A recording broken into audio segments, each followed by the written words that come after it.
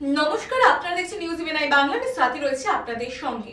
ভয়ঙ্কর বাস দুর্ঘটনা জাতীয় সড়কে, কমপক্ষে 15 থেকে 20 জন আহত হয়েছেন।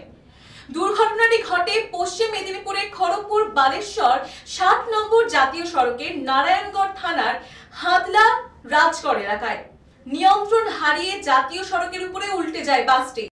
আহতদের উদ্ধার করে প্রথমে মকরামপুর প্রাথমিক স্বাস্থ্য কেন্দ্রে নিয়ে যাওয়া হয় চিকিৎসার জন্য। সেখানে বেশ কিছুজনের অবস্থা আশঙ্কাজনক হওয়ায় তাদেরকে পরবর্তীকালে মেদিনীপুর মেডিকেল কলেজ হাসপাতালে স্থানান্তর করা হয়।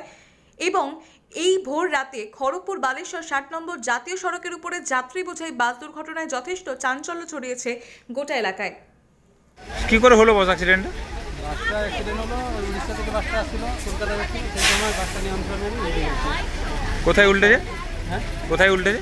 উল্টেছে হাদলা রাজগড়ের কাছে, স্নান করে যাওয়ার আগে সবাইকে হসপিটাল নিয়ে গেছে। জানা গেছে কতজন আহত হয়েছে?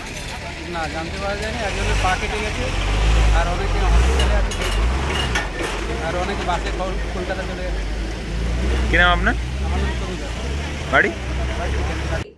আহতদেরকে উদ্ধার করে মকরামপুর হাসপাতালে নিয়ে যাওয়া হয়, কিন্তু বেশ কিছুজন গুরুতরভাবে আহত হওয়ায় তাদেরকে পশ্চিম মেদিনীপুর মেডিকেল কলেজে স্থানান্তর করা হয়।